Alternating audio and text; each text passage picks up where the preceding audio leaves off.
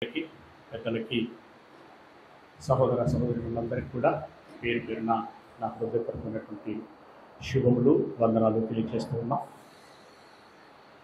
ప్రియ దేవుని వారులారా, ఉదయం ధ్యానించుకున్నటువంటి మాటల్లో నుండి ఒక మాట ఇప్పుడు మనము స్పృశించుకుందాం.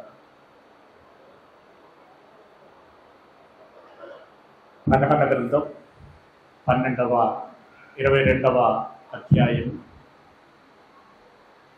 12వ వచనంలో ఒక పదాన్ని నేను మాట్లాడాను, దాన్ని హోల్డ్లో పెట్టి దాటిస్తూ వెళ్ళాను.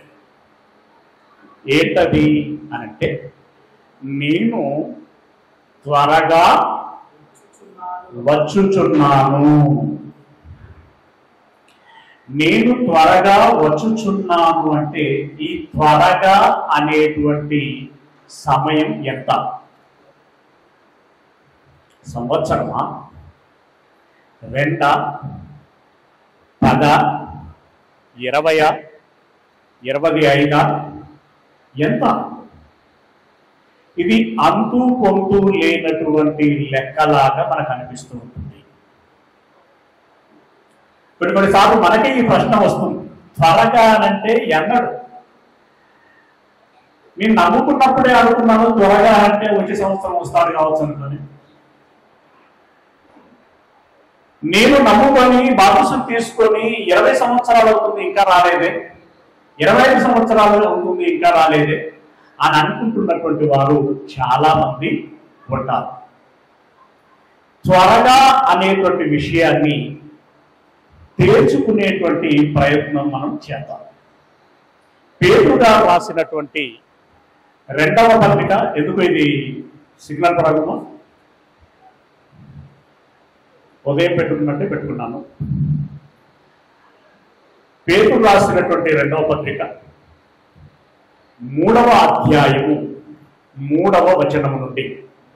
సౌండ్ బాగా వస్తుంది, బట్ బ్రేక్ రాకుండా చూసుకోండి, ఓకేనా? రైట్.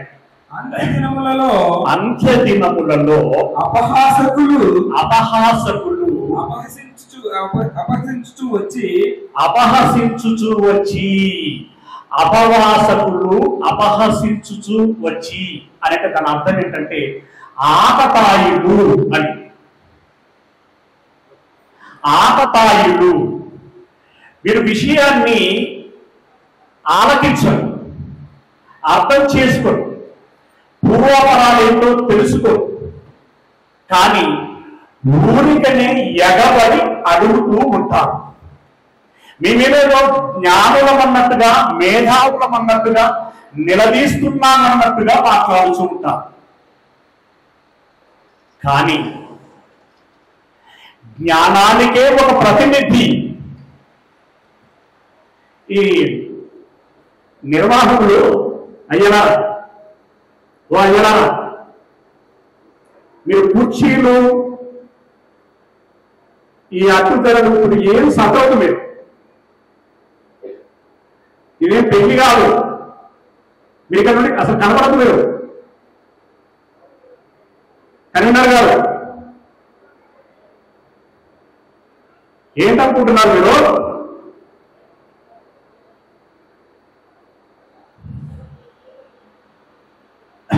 మీ పని పూర్తి చేసుకోవటం కాదు, దయచేసి దేవుని పని పూర్తి కావాలి.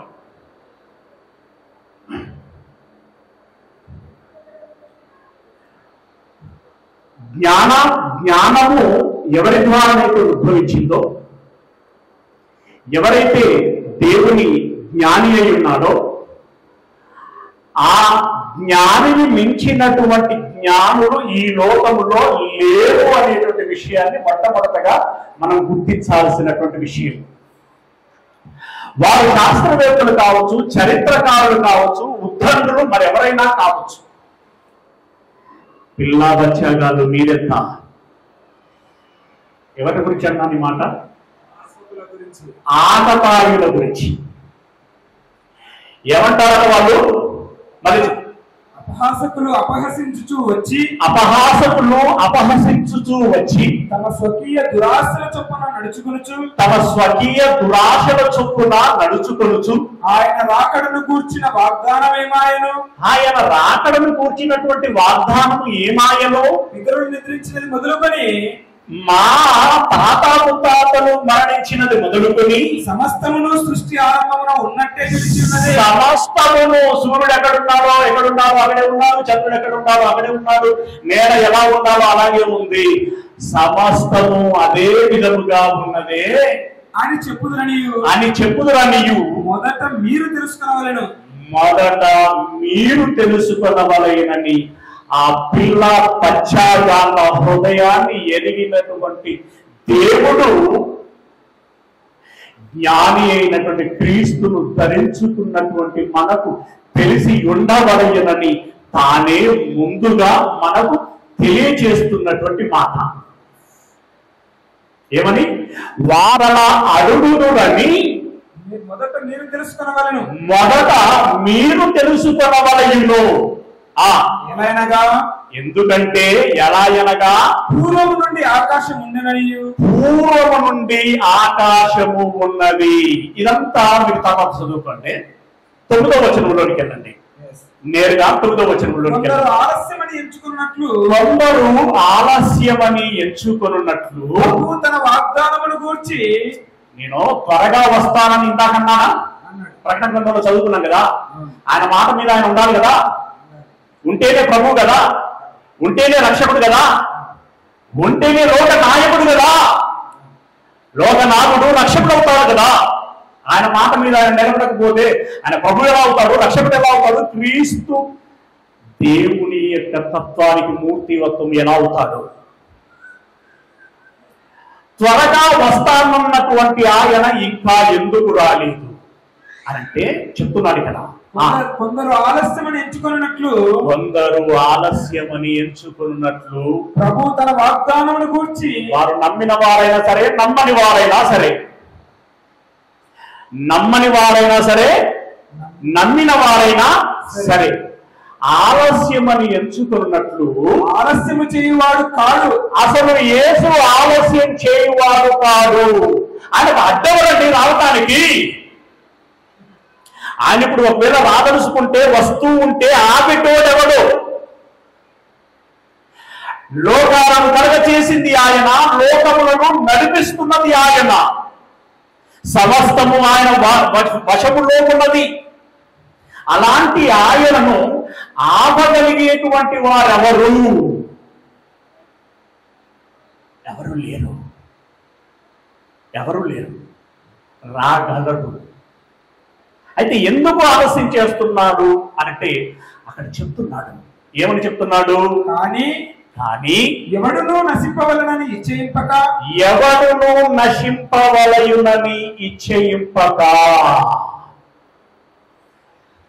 ప్రియులరా, కరోనా పీరియడ్ లో ఎడ్యుకేషన్ డిపార్ట్మెంట్ వాళ్ళ అకాడమిక్ ఇయర్ అంతా డిస్టర్బెన్స్ అయింది. మీకు తెలుసా? యాజ్ యూజువల్ గా లాస్ట్ ఎగ్జామ్ ఎప్పుడైతే అంటే ఇప్పుడు సెమిస్టర్ వచ్చి అనుకోండి 10th లైక్ దట్, అలాంటి ఎగ్జామ్లు అకాడమిక్ ఇయర్ ఎండింగ్ లో షెడ్యూల్ ప్రకారం ఎప్పుడైతే జరగాలో అప్పుడు జరగలేదు. కారణం ఏమిటి అనంటే పిల్లలు విద్య నేర్చుకోవటానికి కొన్ని సమస్యలు ఉత్పన్నమయ్యాయి కనుక వారికి చదువు నేర్పించకుండా లేదా వారు నేర్చుకోనకుండా ఇంకా వారు సిద్ధపడకుండా మనము పరీక్షలు పెడితే భావ్యము కాదు అనేటువంటి ఉద్దేశంతో వారు ఆ టైం టేబుల్ని ఏం చేశారు అంటే ఒక 2-3 మాసాలు వెనకకి జరిపారు. వెనకకు జరిపారు అంటే ఇప్పుడు మనము ఆ 10th ఇంటర్మీడియట్ సంబంధిత బోర్డు పరీక్షలు పెద్ద శక్తిహీనులయ్యారని మనం భావించాలా? పెట్టగలిగేటువంటి సమర్థత వారికి లేక పెట్టలేదు అని మనం అనుకోవాలా? లేదు. వారు ఆలస్యం చేశారు అనే కారణం ఏంటంటే మీ భవిష్యత్తు దెబ్బతినకూడదని, మీరు సిద్ధపడలేదు అని. అలాగే యేసయ్య ఈ లోకంలో వేద పాఠశాల ప్రారంభించి 2000 సంవత్సరాలైతే, అంతకు ముందున్న పాఠశాల గురించి చాలా ఉంచండి. 2000 సంవత్సరాలైంది. 2000 సంవత్సరాలైనా కూడా ఈ దేవుని పిల్లలు నమ్మని వారైనా నమ్మిన వారైనా నేర్చుకోవటములో, సిద్ధపడటములో వారు వెనకబడి ఉన్నారు. కాబట్టి నేను ఆలస్యము చేయుచున్నాను అని చెప్తూ ఒక మాట అంటున్నాడు. చూడండి అక్కడ ఏమంటున్నాడు? ఎవడును నశింపవలయునని ఇచ్చేయిప్పక అందరూ మారు మనస్సు పొందవలనని, అందరూ మారు మనస్సు పొందవలయునని కోరుచు మీ ఎడల దీర్ఘశాంతము గలవాడై ఉన్నాడు. మీ ఎడల ఆయన దీర్ఘ శాంతము గలవాడై ఉండి ఆలస్యము చేయుచున్నాడు. ఒకవేళ ఇప్పుడే వస్తే గనక ఏం జరుగుతుందో తెలుసా? ఇప్పుడే వస్తే ఏం జరుగుతుందో తెలుసా? ఇప్పుడే వస్తే ఏం జరుగుతుందో ప్రకటన గ్రంథం 20వ అధ్యాయం 11వ వచనము నుండి, ప్రకటన గ్రంథం 20వ అధ్యాయము 11వ వచనము నుండి, మరియు ధవలమైన మహాసింహాసనములో యేసు ప్రభుల వారు రెండవ రాకడలో రాబోచున్నప్పుడు ఆయన ధవలమైనటువంటి సింహాసనమునందు దాని ఆసీనుడై ఉన్న ఒకరిని చూచితిని. ధవలమైనటువంటి సింహాసనమునందు ఆసీనుడై ఉన్నటువంటి ఒకరిని నేను చూచితిని. భూమి ఆకాశములో ఆయన సముఖము నుండి పారిపోయెను. ఆయన ఆసీనుడైనప్పుడు భూమి ఆకాశములు ఆయన యుద్ధ నుండి పారిపోయేది అంటే దాని అర్థం ఏంటంటే, పెద్ద బాసు వస్తున్నాడు అనగానే అందరూ గజగజ వణుకుతూ ఎలాగనైతే అటెన్షన్ అయిపోతారో అలా ఈ ప్రకృతి అంతా కూడా అటెన్షన్ అయిపోయింది అని దాని అర్థం. ఓకే, తర్వాత వాటికి నిల్వ చోటు కనబడకపోయేను, నిల్వ చోటు కనబడకపోయేను. మరియు గొప్పవారేమి కొద్దివారేమి. గొప్పవారంటే మన లిస్టులో ఉన్నటువంటి శాస్త్రవేత్తలందరినీ గొప్పవారి జాబితాలో పెడదామా? ఒక ఐన్స్టీన్ సోకాల్డ్ సైంటిస్టులు ఎవరైతే ఉన్నారో వాళ్ళందరూ వారు. అలాగే పరిపాలకులైనటువంటి రాజులు, ఒకప్పటి రాజుల గురించి ఒక లిస్టులో పెడదామా? గ్రీకు చక్రవర్తి, బబులోని సామ్రాజ్యపు అధినేత నెబుకద్నెజర్, ఓకే, రోమా చక్రవర్తులు, కైసర్. మన దగ్గరకు వస్తే కాకతీయులు, అలాగే మౌర్యులు, అదేవిధంగా మొఘలులు, ఇలా ఎంతమంది రాజులైతే ఉన్నారో వారు వరకు లిస్ట్. అవునా? ఓకే. అమెరికన్ ప్రెసిడెంట్ ట్రంప్, భారతదేశ ప్రధానమంత్రి మోడీ, ఒక చైనా ప్రెసిడెంట్ ఎవరైనా జింగ్పింగ్, ఓకే. ఓకే, యూకే ప్రధాని ఎవరు? ఆయన ఉన్నాడా? మనోడే ఉన్నాడా? ఆయన ఎవరు? మొన్న దాకా ప్రధానమంత్రిగా ఉంది. ఇలా అగ్ర దేశాలు అనబడుచున్నటువంటి ఈ దేశ అధినేతలు ఎవరైతే ఉన్నారో వాళ్ళందరినీ ఆ జాబితాలో పెడదామా? పెడదాం. రచయితలను పెడదాం, కవులను పెడదాం, మేధావులను పడుచున్నటువంటి వాళ్ళందరినీ ఈ జాబితాలో పెడదాము. వాళ్ళందరిని ఉద్దేశించి చెప్తున్నటువంటి మాట. గొప్పవారేమి ఇంకొక వర్గాన్ని మర్చిపోయాం. ఎవరిని? కొద్దివారేమి ఇంకొక వర్గం. ఎవరైనా మొన్న అంతరిక్షంలో చిక్కుకుపోయినటువంటి సునీతని తీసుకొచ్చినటువంటి ఒక కంపెనీ ఓనర్ ఉన్నాడే, ఎలాన్ మస్క్. ప్రపంచంలోనే అగ్ర సంపన్నుడు, ధనవంతుడు. ఇంకా చాలా మంది ఉన్నారు. ఎవరు? అమెజాన్ అధినేత. ఇంకా సోన్సో. మన దగ్గరికి వస్తే ఏ అంబానీ, అందరు పేరు మర్చిపోతున్నారు కదా. ముఖేష్ అంబానీ. ఆ వరుసలో ఇంకా చాలా మంది ఉన్నారు. వీళ్ళు కూడా పెద్దవాళ్ళు కదా, అగ్రులే కదా. వీళ్ళను కూడా అది జాబితాలో పెడదాం. ఎవరెవరెవరిని పెట్టాలి కాబట్టి శాస్త్రవేత్తలు, తర్వాత రాజులు, ప్రజాస్వామ్య అధినేతలు, అలాగే రచయితలు, కవులు, తదితరమైనటువంటి మేధావులు, అదేవిధంగా ధనవంతులు, ఇలాంటి వాళ్ళందరినీ ఆ జాబితాలో పెట్టి ఆలోచిస్తున్నాను. ఏమంటున్నాడు? గొప్పవారేమి కొద్దివారేమి అంటే చిన్నవారు, సామాన్యుడు.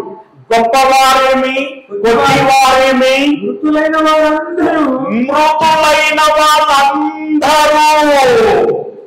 ఇందాక మనం చెప్పిన జాబితాలో చావకుండా బ్రతికిన వారు ఎవరైనా ఉన్నారా? లేదు. లోకంలో పక్షపాతం లేనిది ఏదైనా ఉన్నది అంటే అది ఒకటేనండి. ఏంటది? మరణం. దాని నిజానికి ఒక సల్యూట్. ఆఫ్ కోర్స్ దాన్ని నిర్ణయించింది కూడా దేవుడే. ఓకే, అందరూ మృతులైన వాళ్ళందరూ ఆ సింహాసనం ఎదుట ధవల వర్ణమైనటువంటి సింహాసనములో కూర్చున్నటువంటి క్రీస్తు యేసు ఎదుట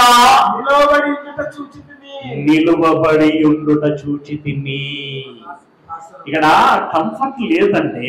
లైట్, స్క్రీన్ అదంతా కూడా సెట్టింగ్ సరిగ్గా లేదు, దాన్ని చూపించలేకపోతున్నాం. అందరూ ఆ సింహాసనం ముందు నిలబడతారట. తర్వాత నువ్వు ఇక్కడ నిమగ్నం అయిపోయి అక్కడ మిస్ అవుతున్నావు.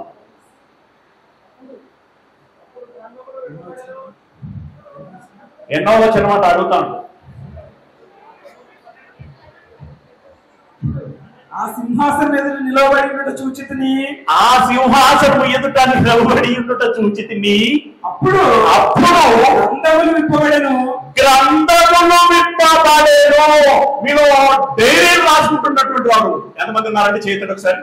డైలీ డైరీలు రాసుకునేటువంటి వాడు వెరీ గుడ్, మంచి హ్యాబిట్ అది. ఎందుకంటే మిమ్మల్ని మీరు క్రాస్ చెక్ చేసుకోవడానికి పనికొస్తాయి. అయితే మరి మనం రాసుకోవాల సంగతి ఏంటి?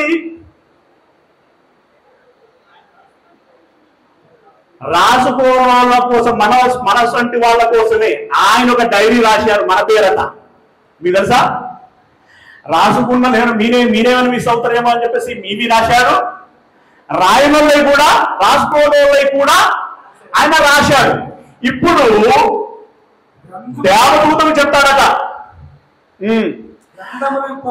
అటు రమేష్ గారు ఉన్నాడు కదా, మన డైరీ పట్టుకురారా అంటాడట. ధర్మయ్య ఉన్నాడు కదా, ఆ డైరీ పట్టుకురండి అని అంటాడు. ఆ ఫిలిప్ ఉన్నాడు కదా, అటు మౌలాలి ఏదో బాగా పట్టుకురా డైరీ అని అంటాడట. ఓకే,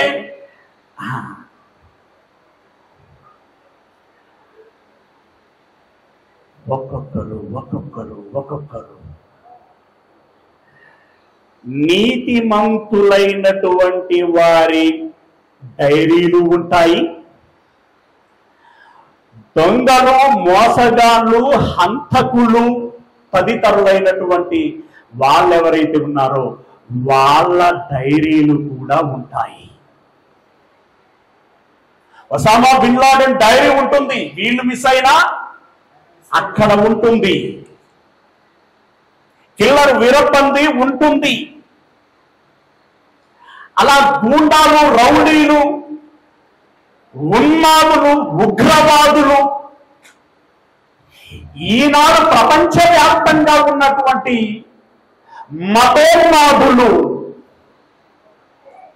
ఇప్పుడు మన తెలుగు రాష్ట్రంలో ఉన్నటువంటి మతోన్మాదుల డైరీలు కూడా అందులో ఉంటాయి, ఆయన దగ్గర ఉంటాయి. వాళ్ళ పేర్లు కూడా ఆయన చెప్పగలడు, నేను చెప్పొచ్చు. కానీ ఆయనకు అంత ఓపిక ఉన్నది, నాకు ఓపిక లేకపోతే ఎలా? అర్థమైంది అనుకుంటున్నాను మీకు పాయింట్. అందరి డైరీలు ఆయన ఎంత ఉన్నాయి, ఉంటే మరి ఏం చేస్తాడట?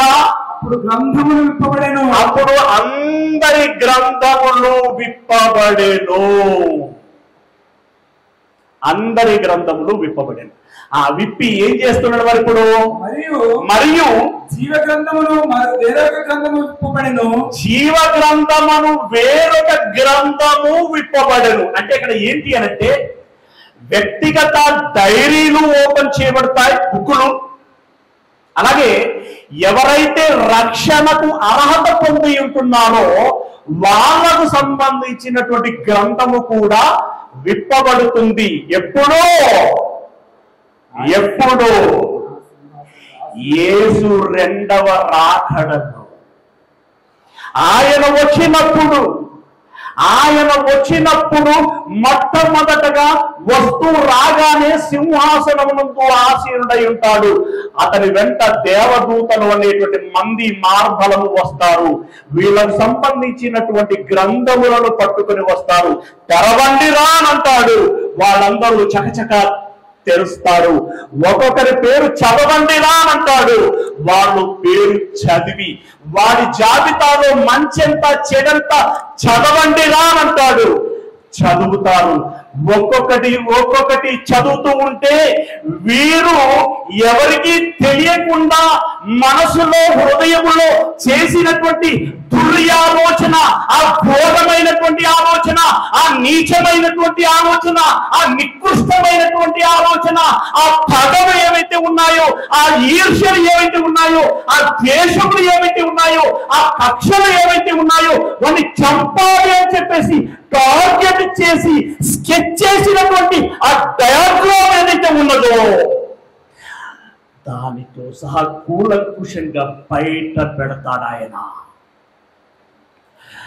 ఎవరికి తెలియవు కదా అని చెప్పి అప్పటి వరకు నిబ్బరంగా ఉన్నటువంటి వాడు ఒక్కొక్క సంగతి వెలుగులోనికి వస్తున్నప్పుడు వాడు గజగజ వణికిపోయి ముచ్చెమటలు పట్టి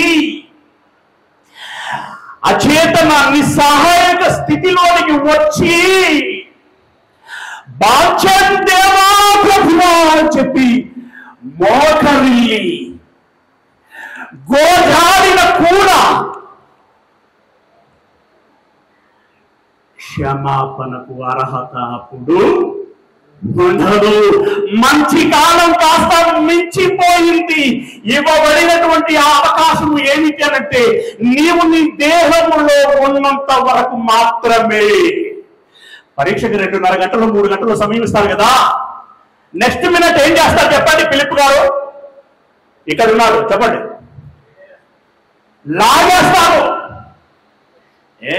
ఏమైంది? ఇంకో 15 నిమిషాలు ఇస్తే ఏమైంది? మీ ముళ్ళు ఏమైంది?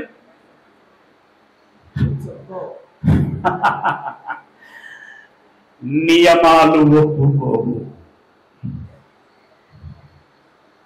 లాగేస్తాడు. వీళ్ళందరిని గురించి చిట్టా బయట పెడుతూ ఉంటే వీళ్ళందరి ఆవేదన అంతా ఇంతగా ఉండదండి, అంతా ఇంతగా ఉండదు.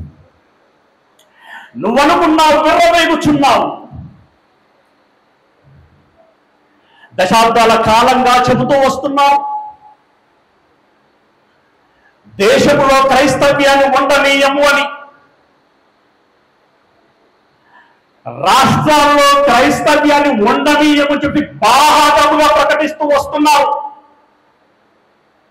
ఒక పౌరుడిగా నేను ఖచ్చితంగా చెప్తున్నాను, ఈ విషయంలో ప్రభుత్వాలు పక్షపాతాలు చూపిస్తున్నాయి. స్టేట్ గవర్నమెంట్ అయినా సెంట్రల్ గవర్నమెంట్ అయినా మతోన్మాదుల కొమ్ము కాస్తున్నాయి. అయినా ప్రభుత్వాలకు మేము భయపడం. దేవుడు మాకిచ్చినటువంటి ధర్మశాస్త్రములకు అభ్యంతరం కానంత వరకు మీ చట్టాలకి మేము లోబడతాం. కానీ మీరు చేసిన చట్టాలు దేవుడు చేసిన చట్టానికి అభ్యంతరం కలగ చేస్తున్నదంటే దాన్ని ఎడమ చేతి చిటకన వేరుతో ధృవీకరిస్తాం. లోబడం ఎవరెన్ని కుట్రలు చేసినా, ఎన్ని కుతంత్రాలు చేసినా 2023వ సంవత్సరం లోపు క్రైస్తవ్యాన్ని ఈ లోకంలో ఉండనీయము అని చెప్పేసి ఒక ఆర్గనైజేషన్ వాళ్ళు గతంలో ప్రకటించారు. మీ అందరికీ తెలుసు అనుకుంటాను. ఒకతను అంటున్నాడు, నాకు ఒక భయం ఉన్నది, నేను మరణించే లోపు ఈ రాష్ట్రంలో లేదా దేశంలో మేబీ ఏమన్నాడో ఈ చర్చి ఒకటైనా మిగులుతుందేమో అని భయపడుతున్నాను, పాస్టర్ ఒకటైనా మిగులుతాడేమో అని భయపడుతున్నాను అని అంటున్నాడు. అంటే దాని అర్థం ఏంటంటే వ్యంగ్యం. అంటే ఒక చర్చి లేకుండా చేస్తాం, ఒక సువార్త ప్రకటించేటువంటి సువార్తకుడు బోధకుడు కాపరి లేకుండా చేస్తాము అని చెప్పి సవాలు చేస్తున్నారు. అలాంటి వారికి నేను చేస్తున్న సవాలు ఏంటంటే యుగాంతం వరకు నిలిచినట్టు నీతి అని చెప్పాడే. ఏమిటి ఆ నీతి? నీతి అనగా నమ్ముకోవటం. అబ్రహాము దేవుణ్ణి నమ్మిన అది అతడికి నీతిగా ఎంచబడెను. అలాగే విశ్వాసము కలిగి ఎవరైతే క్రీస్తు క్రియలు చేస్తారో వారు నీతిమంతులను తీర్చబడను. యాకోబు చెప్పింది కదా. ఆ నీతి ఎప్పటి వరకు ఉంటుందన్నాడు ఆయన? యుగాంతం వరకు ఉంటది అన్నాడు. ఆనాడు ఉన్నటువంటి కైసర్ చక్రవర్తి ఇక్కడ యెహోవా సంబంధమైనటువంటి ఆ ధర్మశాస్త్రం కలిగిన భక్తులు ఎవరు ఉండటానికి వీల్లేదు అని చెప్పి హుకుం జారీ చేసి మరణ శిక్షలు విధిస్తూ ఉన్నా కూడా దాన్ని ఆపినటువంటి వాడు ఎవడు లేడు. అక్కడ ప్రిస్కిల్లను కొరంతికి వచ్చారు. ఏ సందర్భంలో ఇటలీ దేశంలో నుండి రోములో చక్రవర్తి ఒక ఆర్డర్ పాస్ చేశాడు. అయినా అతుల ప్రిస్కిల్ల యొక్క విశ్వాసాన్ని ఆపగలిగారా? వాళ్ళిద్దరు కలిసి మరొక 100 మందిని తయారు చేశారు. మేబీ అంచనా నెంబర్ ఏంటో మనకు తెలియదు. సంఘము కట్టారు కదా. ఒక ప్రపంచ చక్రవర్తిగా చలామణిలో ఉండి కొనసాగినటువంటి ఒక ప్రభుత్వాది నేత, అంటే రాజ్యాంగాది నేత హుకుం జారీ చేసినా కూడా దాన్ని ఆపలేకపోయారు. జర్మనీ దేశంలోని ఒక హిట్లర్ యెహోవాను నమ్ముకున్నటువంటి యూదులను ఊచకోత కోశాడు. విషవాయువును వదిలినటువంటి గదిలో నిర్బంధించి చంపారు. అయినా యెహోవా ధర్మశాస్త్రాన్ని పాటించేటువంటి వారు ఆగిపోయారా? ఆగలేదు. ఎన్నో రాజ్యాలు, ఎన్నో దేశాలు, ఎన్నెన్నో ప్రాంతాలలో క్రైస్తవ్యం మీద దాడులు చేస్తూనే ఉన్నది.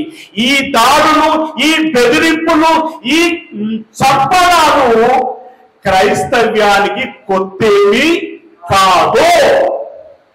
ఒక రమేష్ గా నేను చెబుతున్నాను, క్రైస్తవ్యాన్ని తెలంగాణ ఈవెంటో తెలంగాణ అంటున్నాను నేను. ఒక తెలంగాణలో నుండే మీరు తీసేయలేరు. రాసి పెట్టుకోండి. It's my challenge. It is my open challenge. తెలంగాణలో ఉండే మీరు తీసివేయలేరు. అలాంటప్పుడు తెలంగాణ కంటే బలంగా ఉన్నది ఆంధ్రప్రదేశ్. ఎస్, తెలంగాణ కంటే బలంగా ఉన్నది ఆంధ్రప్రదేశ్. ఆంధ్రప్రదేశ్ కంటే బలంగా ఉన్నటువంటి రాష్ట్రాలు ఉన్నాయి, ఒక కేరళ తదితరమైనటువంటి రాష్ట్రాలు. దేశంలో ఎన్నో రాష్ట్రాలలో ఎంతో నిర్బంధాలు ఉన్నా, ఎంతో వ్యతిరేకతలు ఉన్నా, పాస్టర్లను చంపుతూ ఉన్నా, చర్చీలు కూలగొడుతూ ఉన్నా, కోట్లాది ధనము వ్యర్థమైపోతూ ఉన్నా, దినదిన గండంగా బ్రతుకుతూ ఉన్నా, యేసును నమ్మినటువంటి వారు ప్రతి ఆదివారం చర్చిలో తప్పకుండా కూర్చొని ఆరాధన చేస్తున్నారు. ఇంతకంటే నీకు సాక్ష్యమేమి కావాలి? ఇలాంటి బలములు ఇస్తున్నటువంటి దేవాది దేవునికి కృతజ్ఞతాస్తుతులు ఎల్లప్పుడూ చెందును గాక. ఎవడురా ఆపేది? ఇందాక అన్నాను కదా, పిల్ల బచ్చాలే. ఆకారానికి బకాసురులాగా ఉండొచ్చు నువ్వు, కానీ బుర్రలో మెదడుండాలి. అలాగని నేను మీకు శత్రువును కాదు. ఎవరికి? క్రైస్తవ్యాన్ని అణిచివేయాలని చూస్తున్నటువంటి వారికి. ఎందుకంటే నా యేసయ్యే ఎన్నడూ వారిని శత్రువులుగా చూడలేదు. మనల్ని కూడా ఏం చేయమన్నాడు? మనకు శత్రువులు ఉండకూడదు, శత్రువులను కూడా మిత్రులనుగా ప్రేమించాలి. శత్రువులను ఏం చేయమన్నాడు? మీ ఇంటికి పిలిచి భోజనం పెట్టమన్నాడు. అవునా? అవసరమైతే వారికి డబ్బు సహాయం చేయమన్నాడు, ధన సహాయం. ఎస్, సోకాలు వ్యక్తులారా, ఈ వాయిస్ ఎవరి కోసం వస్తుందో మీకు తెలుసు. మీకు చెప్తున్నాను నేను, మీకు నా ఓటి వారు శత్రువు కాదు. ఆ మాటకు వస్తే క్రైస్తవులు ఎవరు శత్రువులు కారు, మీకు మిత్రులే, మీ క్షేమము కోరుకునేటువంటి వారే. యేసయ్య క్షేమమును కోరాడు, ఆ క్షేమంతో మేమును ఏకీభవిస్తున్నాం. ఏమని కింద చదువుతున్నారు చూడండి. ఆ గ్రంథములందు వ్రాయబడిన వాటిని బట్టి, ఆ గ్రంథములందు వ్రాయబడి ఉన్నటువంటి వాటిని బట్టి తమ క్రియల చొప్పున మృతులు తీర్పు పొందిరి. వారేమేమి తప్పులు చేశారో ఆ చిట్టా అంతా ఒక బిగ్ స్క్రీన్ మీద ఆయన చూపెడతారండి. ఎన్ని ఎంఎంల స్క్రీన్ అనుకుంటున్నారు మీరు?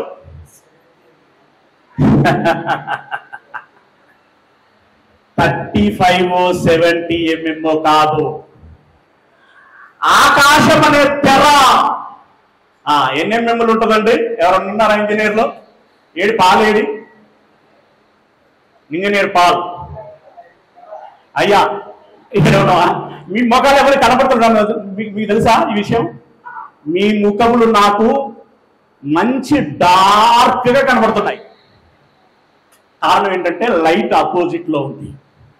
It's okay. పాల్ గారు నీకు మంచి అవకాశం వచ్చింది ఇంజనీర్ గా నిరూపించుకోవడానికి. ఈ విశ్వము అనేటువంటి ఆకాశం ఉంది కదా, ఈ తెర సైజు ఎంత ఉంటుంది అప్రాక్సిమేట్లీ? అది కూడా కష్టం కదా. ఆ తెర మీద నీ బొమ్మ చూసుకోబోతున్నావు.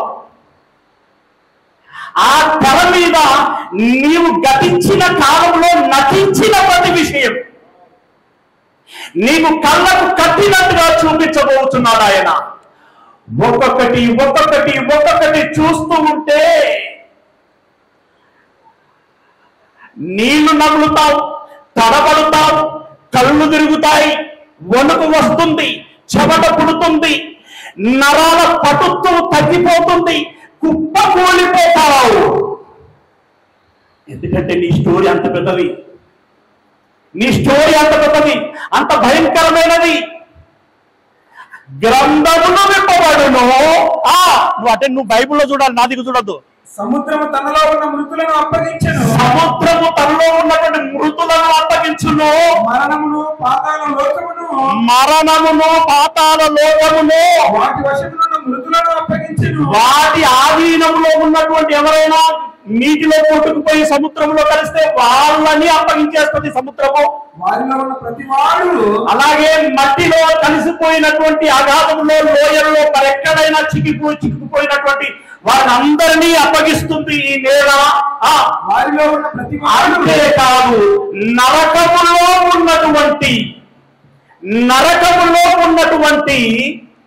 ఒక నిమిషం అండి, ఇది సిగ్నల్ ప్రాబ్లం ఇస్తుంది ఏమో డౌట్ వస్తుంది, ఇది చెప్తాం. తీసేయండి మొత్తం. బ్యాటరీ అయిపోయిందా? బ్యాక్ సైడ్ పెట్టు.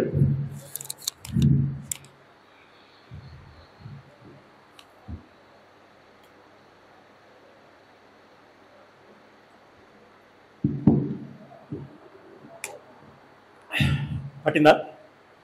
పడతలేదా? ఈ తమ్ముడికి ఈ రూపంలో సేవ చేసుకోగలిగే అవకాశం వచ్చింది. తమ్ముని బట్టి ఒకసారి చప్పట్లు కొట్టండి.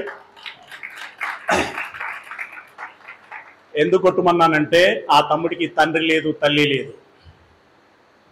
ఇప్పుడు తండ్రి అయినా తల్లి అయినా ఎవరు? దేవుడు. దేవుని మీద ఆధారపడి హైదరాబాద్ ప్రాంతంలోకి వచ్చాడు. సురారంలోనే ఉంటున్నాడు.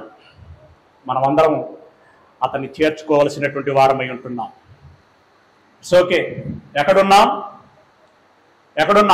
ఇక్కడే కదయ్యా అనకండి.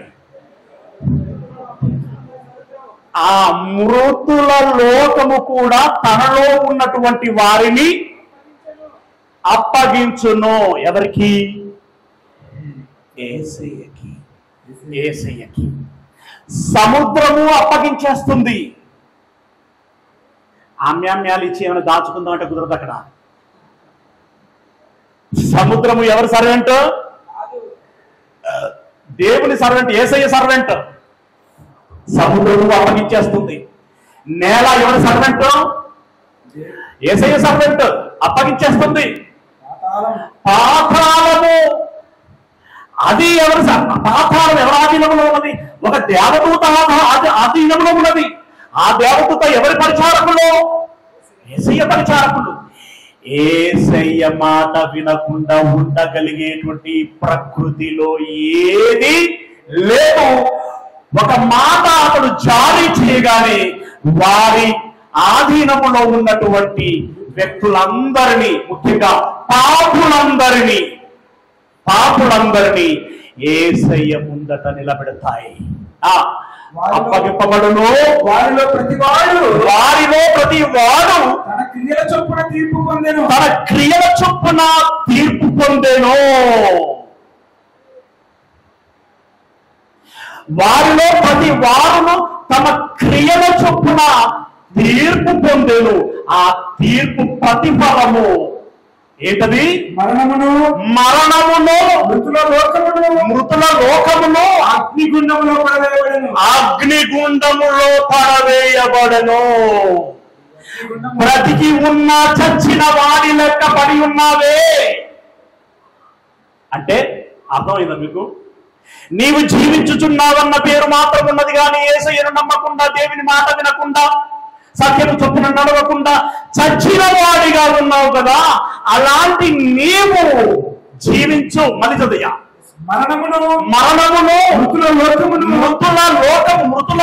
అంటే లోకములో ఉన్న మృతులు అంటారు. మృతుల లోకం అంటే ఏమనుకుంటున్నారు? లోకములో ఉన్న మృతులందరూ అగ్నిగుండములో పడవేయగా, ఈ అగ్నిగుండము రెండవ మరణము, అందులో పడి విలవిలలాడుతూ ఉంటారు. అది రెండవ మరణం. అనగా శరీరాన్ని విడిచిపెట్టడం మొదటి మరణం అయితే, అగ్నిగుండములో పడవేయబడటము రెండవ మరణం. ఇంకో అర్థం కూడా ఉందిలేండి. పాపములో పడటం మొదటి మరణం అయితే, అగ్నిగుండంలో పడటము రెండవ మరణం. అటు సందర్భాలను బట్టి దాని అర్థాన్ని మనం స్వీకరించాల్సి ఉంటుంది. ఓకే. ఆ నరకములో పడవేయబడతారు. దయచేసి ఇక్కడ కూర్చున్నటువంటి వారిలో మీ పేరు మీ డైరీలో ఉంటే చాలనుకుంటున్నారా? యేసయ్య డైరీలో ఉంటే చాలనుకుంటున్నారా? లేదా జీవ గ్రంథం అనేటువంటి ఆ మహాగ్రంథములో ఉంటే బాగుండు అనుకుంటున్నారా? మన డైరీలో ఉన్నా ఒకటే లేకున్నా ఒకటే, అలాగని దాన్ని తీసి పాడేయట్లేదు, బట్ అది పెద్ద విషయం కాదు అని. కానీ యేసయ్య డైరీలో ఉన్నదంటే మాత్రం చాలా ప్రమాదం. ఇక జీవ గ్రంథమును మహాగ్రంథములో ఉంటే వారు ధన్యులు, వారు దేవునితో పాటు కలకాలము జీవము చేయుదురు. ఆ మాట కింద చెప్తున్నాడు చూడండి, ఏమంటున్నాడు?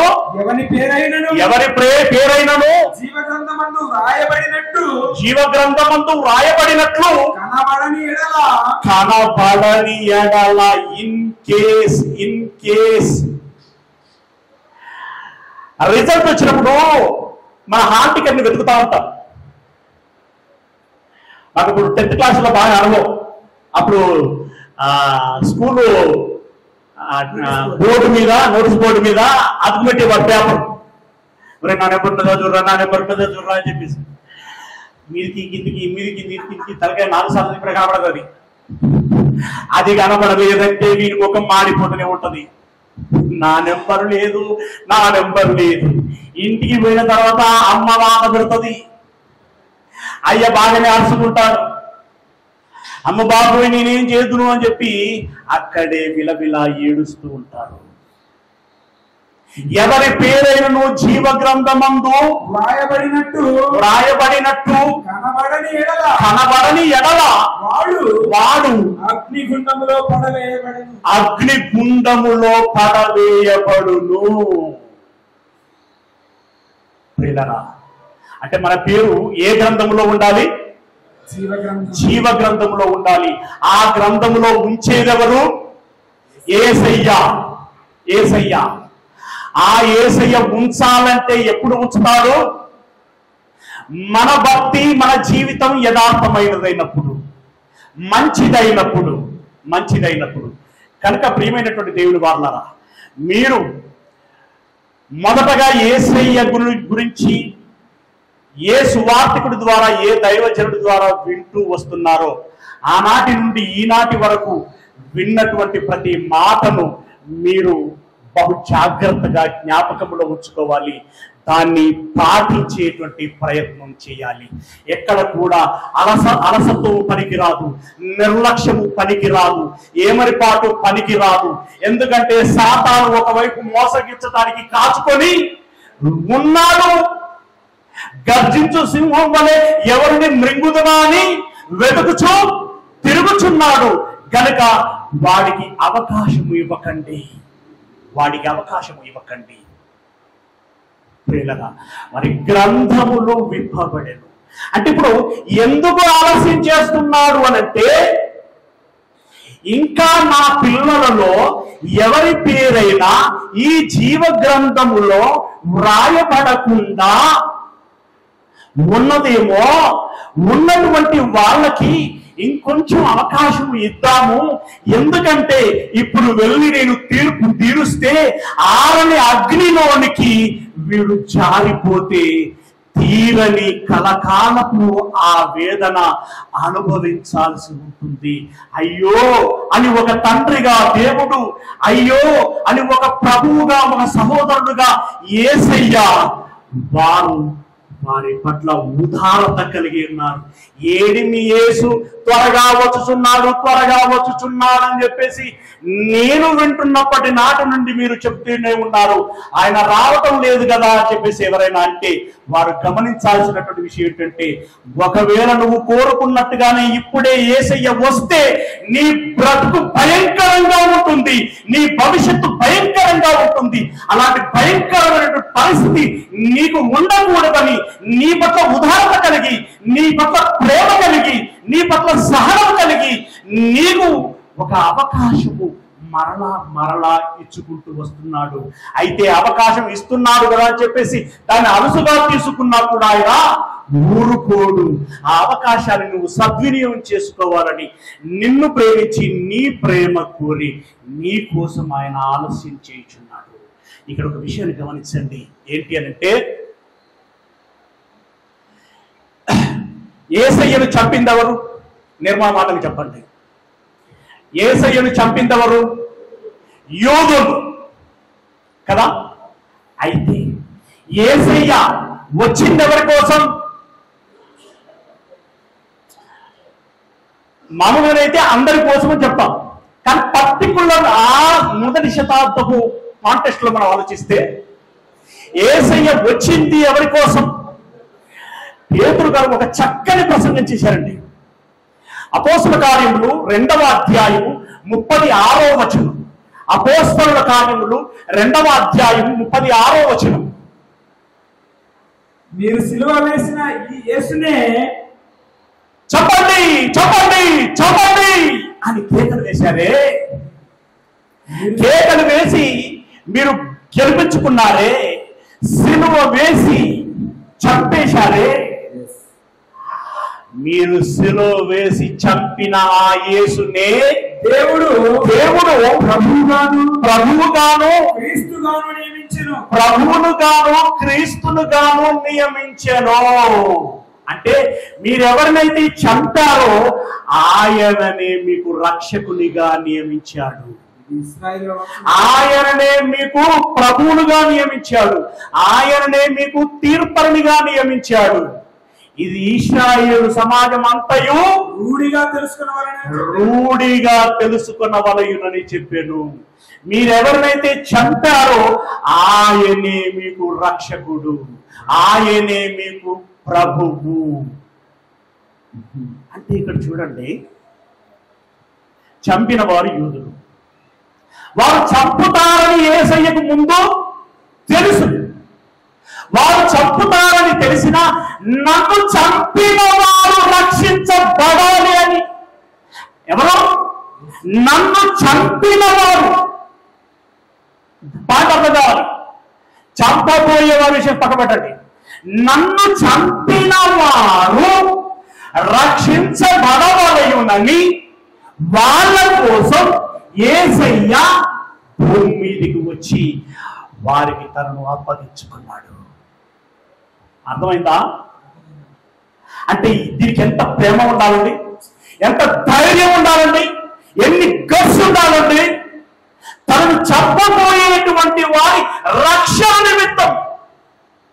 అంటే తనను చంపిన వారు కూడా ఏదో ఒక నాటికి సత్యం తెలుసుకోవాలి, వారు చేసిన తప్పేంటో తెలుసుకోవాలి, పశ్చాత్తాపపడాలి, మారు మనసు నుండి బాప్తిసం తీసుకుని ప్రాయశ్చిత్తము నుండి పరిశుద్ధులవ్వాలి. రేపొద్దున నాతో పాటు పరలోకమందు కూర్చోవాలి ఆ నన్ను చంపిన నా సహోదరుడు. ఎంత ప్రేమండి యేసయ్యది, ఎంత ప్రేమండి, ఎంత ముందు చూపండి, ఎంత సహనం అండి. ఇది తెలియని పిచ్చి వాళ్ళంతా ఇంకెప్పుడు ఇంకెప్పుడు ఇంకెప్పుడు అంటున్నారు. ఇంకెప్పుడు. అయితే ఇప్పుడు సువార్థికులు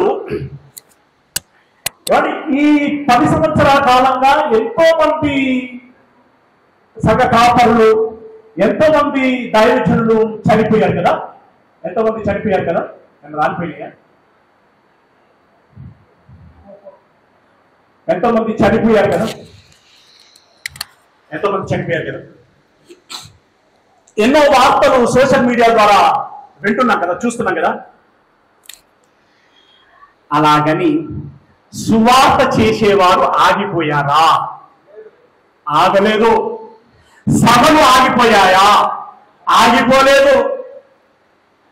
సంఘాలు ఆగిపోయాయా? ఆగిపోలేదు. కాపరులు వారి పరిచర్య వారు చేస్తున్నారా లేదా? చేస్తున్నారు. దమ్ము ధైర్యం ఉన్నటువంటి వారు గూండాలు, రౌడీలు, ఉగ్రవాదులు, ఉన్మాదులు, మతోన్మాదులు కాదు. అసలు సిసలైనటువంటి తెలివైన ధైర్యవంతులు, తెలివైన దమ్ము ఉన్నటువంటి వారు, తెలివైన సాహసం ఉన్నటువంటి వారు ఎవరయ్యారంటే దేవుని పరిచారకులు.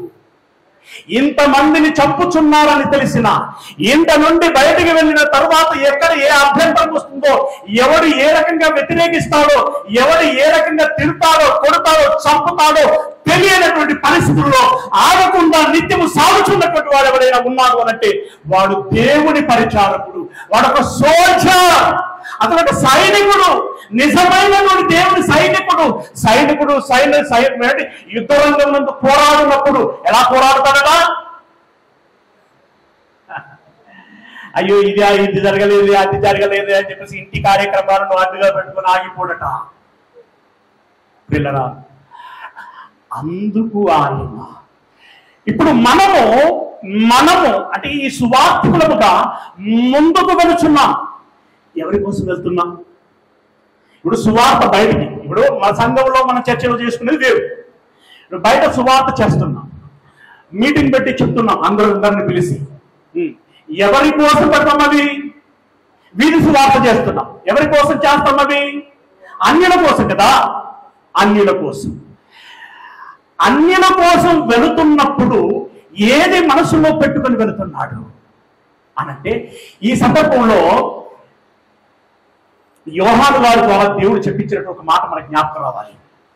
పరిశుద్ధులు ఆల్రెడీ పాపం చంపబడి, కొట్టబడి, రకరకాలైనటువంటి వేదనలతో మరణించి నెమ్మది పొందు స్థలమైనటువంటి పరదేశంలో ఉండి దేవునికి ప్రార్థన చేస్తున్నారు. నాదా సత్యస్వరూపి, ఎందాక మా రక్తం నిమిత్తము భూనివాసులకు ప్రతిదండన చేయగా ఎందుమో వీరావేశంతో వాళ్ళు ప్రార్థన చేస్తున్నారు. అప్పుడు దేవుడు ఏం చేస్తున్నాడు? దేవుడు ఏమంటున్నాడు అంటే, మీరు చూడండి ఒకసారి ప్రకటన గ్రంథం 6వ అధ్యాయం 11వ వచనం చదవండి. నేను 10వ వచనం చదివేసాను ఆల్రెడీ. 11వ వచనం చదవండి. తెల్లని వస్త్రము వారిలో ప్రతి వానికి ఇవ్వబడెను. తెల్లని వస్త్రములు వారిలో ప్రతి వానికి ఇవ్వబడెను. మరియు వారి వలనే చంపబడబోవు వారి సహదాసుల యొక్కయు, వారి వలనే చంపబడు వారి సహదాసుల యొక్కయు సహోదరుల యొక్కయు లెక్క పూర్తి అగు వరకు ఇప్పుడు తనను చంపుతారని ఎవరినైతే ఉద్దేశించి ఎరిగి ఉంటున్నాడో వారి రక్షణ కోసం యేసయ్య వచ్చాడు లేదా వెళ్ళాడు. ఇప్పుడు ఒక స్టెఫెను ఎవరి కోసం వెళ్ళాడు? ఒక యాకోబు ఎవరి కోసం వెళ్ళాడు? ఏమండి, హతసాక్షులు ఎంతో మంది ఉన్నారు కదా. వీళ్ళందరూ ఎవరి కోసం వెళ్ళారంటే, ఎవరైతే అజ్ఞానంలో, అంధకారంలో, అమాయకత్వంలో, మూర్ఖత్వంలో, ఈ చీకటిలో మునిగిపోయి నాశన కోపంలోనికి జారిపోతున్నారో వారిని కాపాడాలి అనేటువంటి సదుద్దేశంతో ప్రేమ కలిగి వారి దగ్గరికి వెళ్ళారు. వారి చెయ్యి పట్టుకొని లాగేటువంటి ప్రయత్నం చేస్తున్నారు. ఆ క్రమంలో మరణం వచ్చినా కూడా ఆ మరణానికి తమను తాము అప్పగించుకుంటున్నారు. అయితే ఇంకా యేసయ్య రాలేదు కదా, ఇప్పటికీ ఇంకా యేసయ్య రాలేదు కదా. ఎందుకు రాలేదు అంటే, వారి వలనే, అంటే ఆల్రెడీ పరదేశంలో వెళ్ళినటువంటి వాళ్ళు ఎవరైతే ఉన్నారో వారి వలనే ప్రాణములను పెట్టగలిగేటువంటి భక్తులు ఉన్నారు. వారి లెక్క పూర్తి అయ్యేంత వరకు మీ పితరులు ప్రవక్తలు చెప్పారు, మీరు మీ వంతులు పూర్తి చేయండి, నన్ను చంపండి అన్నారు. ఆ తర్వాత ఏమన్నారు తెలుసా? మీ మధ్యలోనికి అపోస్తలను పంపుచున్నాను అంటే వాళ్ళని అక్కడ శాస్త్రులు అన్నాడు. మీ మధ్యలోనికి అపోస్తలను పంపుచున్నాను, వారిని మీరు చంపండి అని అన్నాడు. ఎస్, ఈ బాధమైన స్టేట్మెంట్ ఇచ్చాడు యేసయ్య. వారిని పంపుచున్నాను, వారిని మీరు చంపున్నారు, సిలువ వేసి చంపుతురు అని అన్నాడు. అపోస్తలను ఉద్దేశించి వారిని మీ మధ్యలోనికి పంపుచున్నాను, వారిని మీరు సిలువ వేసి చంపుతురు అని శిష్యుల ముందే వాళ్ళకి చెప్తున్నాడు. అది శిష్యుల ముందే, అంటే ఎవరైతే పంపించబోతున్నారో వాళ్ళ ముందే ఎదురుగా ఉన్నటువంటి సమాజానికి చెప్తున్నాడు. ఏ సమాజానికి? పితరులను చంపిన వారి యొక్క పిల్లలకి చెప్తున్నాడు. అలాగే అపోస్తలులు వెళ్ళారు. ఇప్పుడు మేము కూడా వెళ్ళుటకు సిద్ధంగా ఉన్నాం. మాతో పాటు వచ్చుటకు మీరు సిద్ధంగా ఉన్నారా? మీరు పిరికివారు, మీకు ధైర్యం లేదు, మీకు విశ్వాసం లేదు. ఎందుకు మూగపోయారు మీ నోరు? ఎందుకు లేవలేదు మీ చెయ్యలు? మీరు సహకరించలేరా? మీరు ప్రార్థించలేరా? మీరు ప్రోత్సహించలేరా? సహకరిస్తాం, ప్రోత్సహిస్తామన్నటువంటి వాళ్ళు దేవుడికి ఒకసారి స్తోత్రం చెప్పండి. దేవుడికి స్తోత్రం కలుగును గాక, దేవుడికి మహిమ కలుగును గాక, దేవుడికి ఘనత కలుగును గాక, దేవుని చిత్తము నెరవేరును గాక, దేవుని ప్రేమ పండును గాక, ప్రజలందరూ రక్షించబడుదురు గాక, మన కష్టం ఫలించును గాక.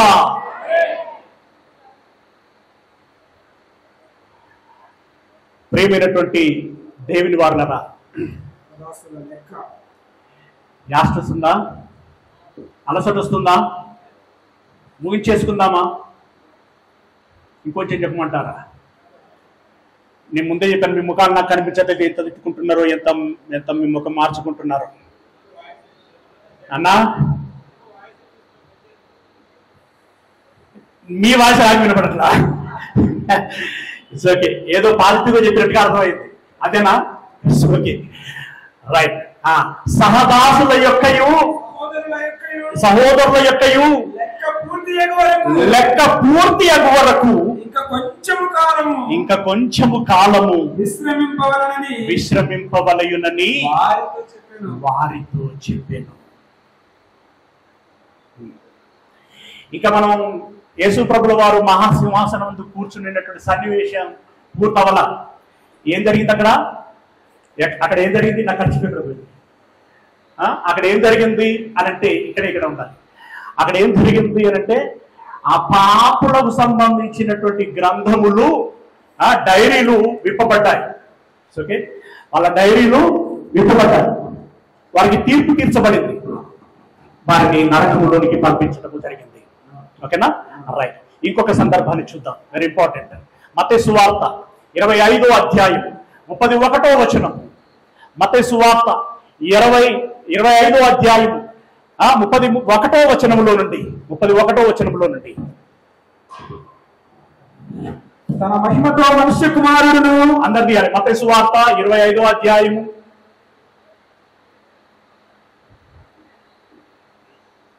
31వ వచనంలో నుండి, తన మహిమతో మనుష్య కుమారుడును ఆయనతో కూడా సమస్త దూతలను వచ్చినప్పుడు ఈ మాట విన్నప్పుడు, ఈ మాట చదివినప్పుడు మనలో కొంచెం చలనం రావాలండి. మనలో భయం కలగాలి, అటెన్షన్ రావాలి.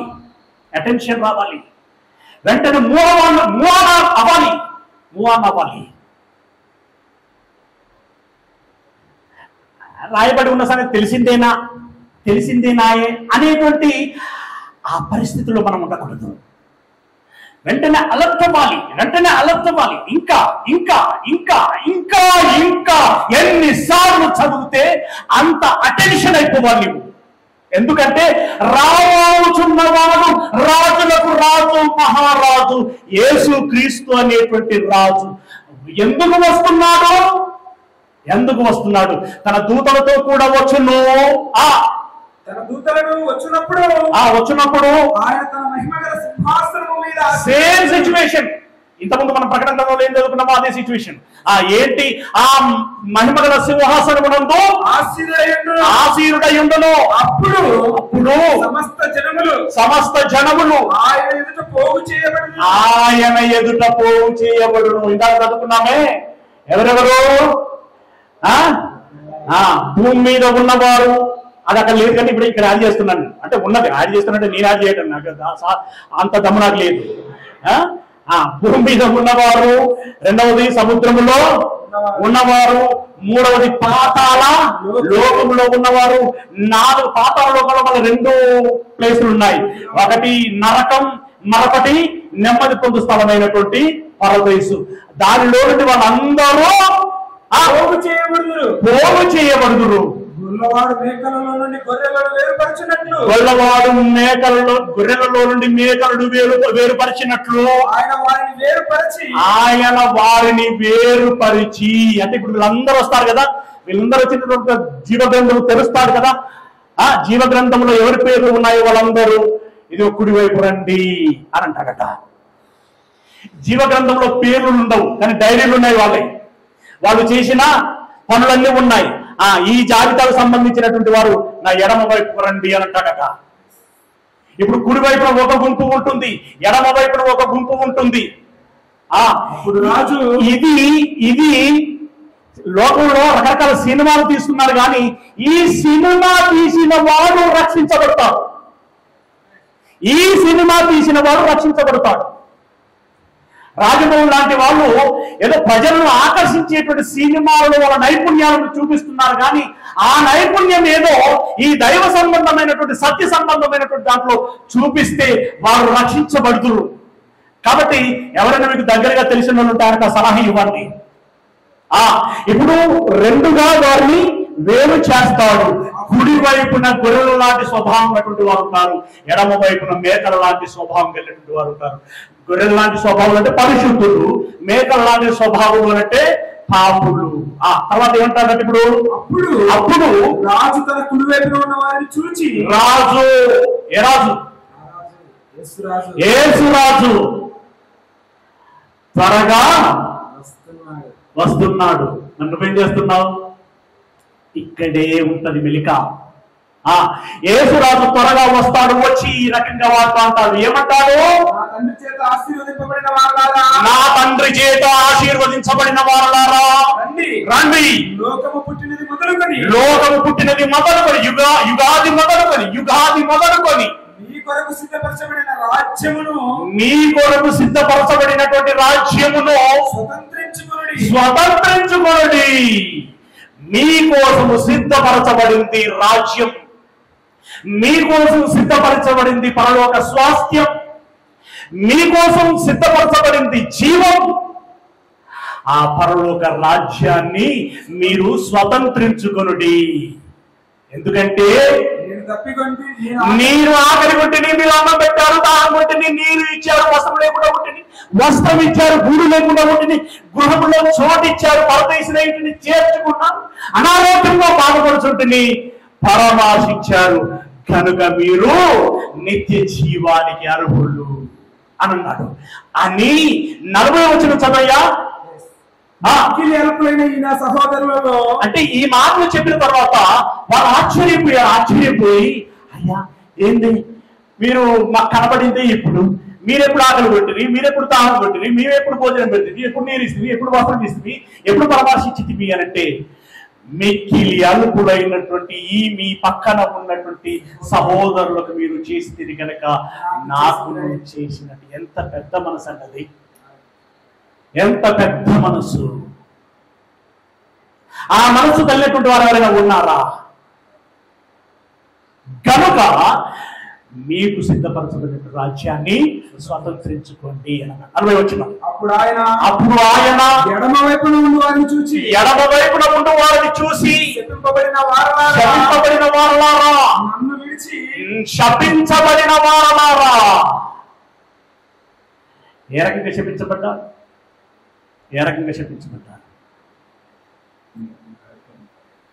పిల్లరా, పాపము చేయు వాళ్ళందరూ దేవుడు అనుగ్రహించేటువంటి మేలును పొందలేక చావునకు, మరణానికి, నిత్య నరకానికి దగ్గరవుతారు. బైబిల్ నిండా వీళ్ళకి సంబంధించినటువంటి శాప మాటలు ఎన్నో ఉంటాయి. శపింపబడినటువంటి వారలారా నన్ను విడిచి అపవాదికి వారి దూతలకు సిద్ధపరచబడినటువంటి నిత్యాగ్ని దండనలోనికి మీరు వెళ్ళండి. ప్రభువా ఇప్పుడు మేము మారుతామయ్యా. ఎంత తెలివి తక్కువతనం, మారుటకు సమయము లేదు, మించిపోయింది, నరకములోనికి వెళ్ళిపోండి.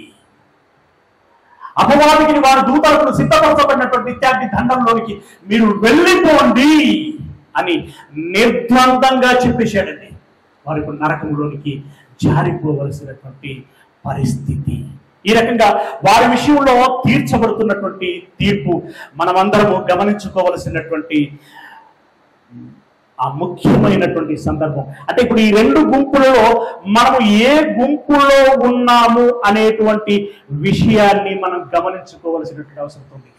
దీనికి సంబంధించి ఆ చివరి మాట, ఈ పేరాలో చివరి మాట ఉన్న చూడండి, ఆ చివరి మాట చదవండి. వీరు నిత్య శిక్షకులు, వీరు అంటే కుడి వైపున ఉన్నటువంటి ఎడమ వైపున ఉన్నటువంటి వారు నిత్య శిక్షకులు, నీతిమంతులు నిత్య జీవమునకు, నీతిమంతులు నిత్య జీవమునకు పోవుదురు. ఇప్పుడు మనం ఏ గుంపులో ఉన్నా, ప్రస్తుతం మనము ఏ గుంపులో ఉన్నాము? మనం పొరపాటుగా పరిశుద్ధుల గుంపులో ఉన్నామని అనుకొని మరణించి యేసయ్య వచ్చినప్పుడు పాపుల గుంపులో నిలబెట్టబడ్డామనుకో, పరిస్థితి ఏంటండి? చాలా మంది ఇలాంటి అనుభవాన్ని ఎదుర్కోబోతున్నారు. తస్మాత్ జాగ్రత్త. చాలా మంది ఇలాంటి అనుభవాన్ని ఎదుర్కోబోతున్నారు. ఏ అనుభవం? ప్రస్తుతం మేమందరం పరిశుద్ధుల గుంపులో ఉన్నాము అనుకున్నటువంటి వాళ్ళందరూ రేపు యేసయ్య వచ్చినప్పుడు పాపుల గుంపులలో ఉండబోతున్నారు. ఈ విషయంలో నేను వేదిక మీద ఉన్నటువంటి సంఘ కాపరుల యొక్క సలహా కూడా, ఈ విషయంలో వారి యొక్క సలహా కూడా తీసుకోవాలనుకుంటున్నాను. ఉండొచ్చా అండి అలాంటి వారు కొందరు? పరిశుద్ధుల గుంపులో ఉన్నామనుకొని పాపాలు చేసి రేపొద్దున ఆ మేకల గుంపులలో ఉండబోతున్నారా? ఉండబోయే అవకాశం కనుక జాగ్రత్త పడదాం. అలాంటి గుంపులలో ఉండకుండా ఉండులాగున జాగ్రత్త పడదాం. యేసయ్య రాబోచున్నాడు. ఒకానొక దినమున వస్తాడు. ఏ దినమున వస్తాడు మనందరికీ తెలిసిందే కదా. ఇందాక కాలజ్ఞానుల గురించి మనం మాట్లాడుకున్నాం. కాలజ్ఞానులు ఇప్పుడు అంతమవుతుంది, అప్పుడు అంతమవుతుంది అని చెప్పి 2000, 2020, 2025, 2030, 2600 ఇలా ఎవరికి తోచిన లెక్కలు వాళ్ళు చెప్పారు. అయితే వారు మనుష్యులు గనుక వారి అంచనాలు సరి అయినటువంటి అంచనాలు కావు. కానీ లోకాంతము గురించి ఎవరు ఖచ్చితంగా చెప్పగలరు? అంటే లోకాలను కలగజేసినటువంటి వారు మాత్రమే లోకాంతము ఎప్పుడు జరుగుతుంది అనేటువంటి సంగతిని చెప్పగలరు. ఆ కలగజేసిన వాడే మన దేవుడు, ఆ కలగజేసినటువంటి వాడే మన రక్షకుడు, మన యేసయ్య. ఆ యేసయ్య ఆ లోకాంతముల గురించిన సందర్భాన్ని ఆయన చెప్పగలగాలి. అయితే ఆ యేసయ్య కూడా చెప్పినటువంటి మాట ఏంటో తెలుసా? ఆ దినము ఎప్పుడు వచ్చునో నాకు కూడా తెలియదు, మనుషులెవరికి తెలియదు. నోస్ట్రాడమస్కి ఎలా తెలిసే? వేదవ్యాసకి ఎలా తెలిసే? దొంగ లెక్కలు, పాపం వాళ్ళ అమాయకత్వంతో ఊహించిన లెక్కలవి. మనుషులెవరికి తెలియదు, జ్ఞానులెవరికి తెలియదు, మనుష్య కుమారునికి కూడా తెలియదు, ఈవెన్ దేవదూతలకు కూడా తెలియదు. ఆ దినము దేవునికి మాత్రమే తెలుసు.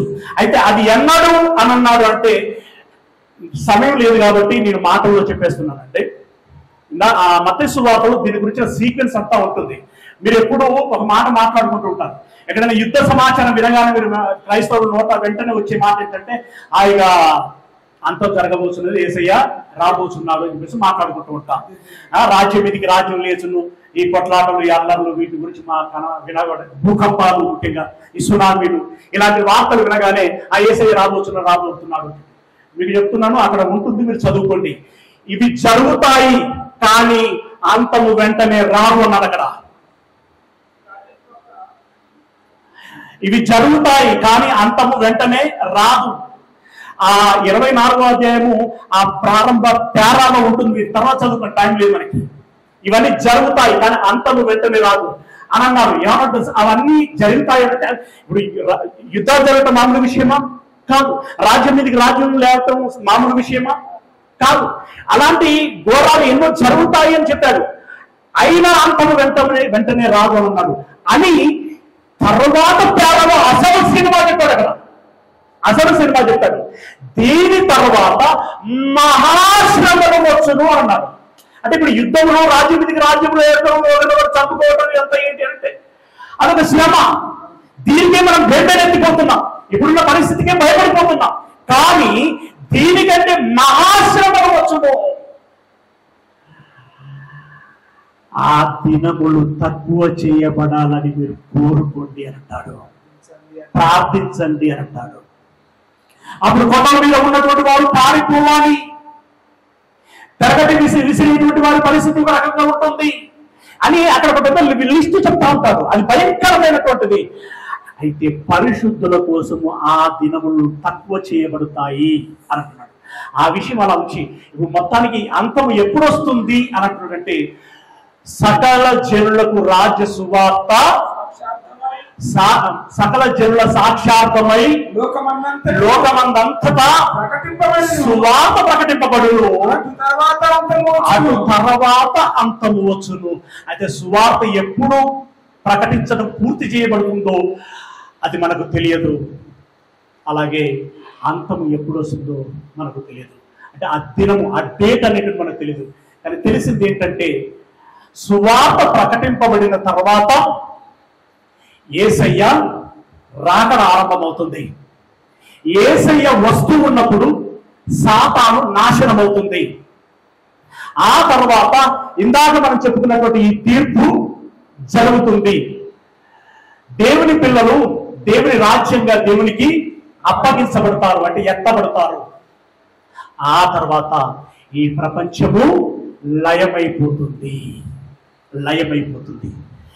ఇది దేవుడు అనగా ఈ సృష్టిని కలగజేసిన దేవుడు, ఈ సృష్టిని నడిపిస్తున్నటువంటి దేవుడు, మనకు జన్మనిచ్చినటువంటి దేవుడు, బ్రతుకునిస్తున్నటువంటి దేవుడు, భవిష్యత్తు కూడా తన చేతిలో కలిగి ఉన్నటువంటి దేవుడు చెప్పుచున్నటువంటి మాట, ఇదిగో యేసు త్వరగా వచ్చుచున్నాడు, మీరు మీ మరణము లోపే సిద్ధపడండి, నరకానికి జారిపోకుండా నిత్య జీవానికి పరలోక దేశానికి చేరుకునేలాగున మిమ్మల్ని మీరు సిద్ధపరచుకోండి.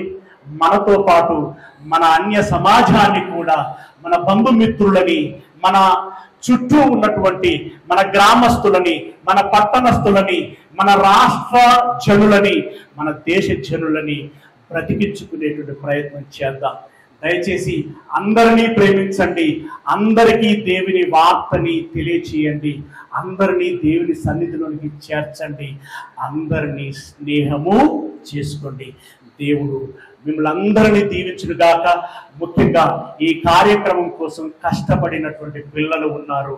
సురారము కాలనీలో జీసస్ క్రైస్ట్ చర్చి సంఘ సభ్యులు కొద్దివారే, కానీ మనసు పెద్దది.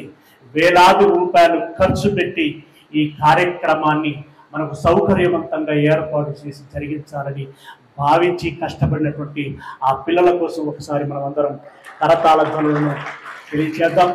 దేవుడు వారిని అన్ని విధాలుగా దీవించును గాక.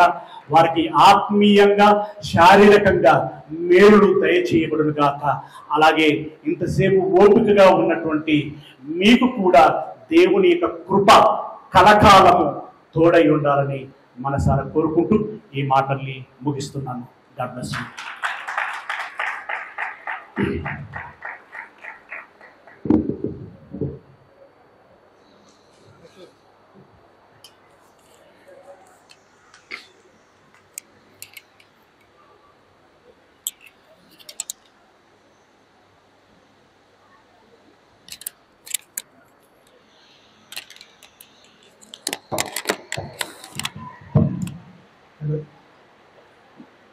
థ్యాంక్ యూ అన్న.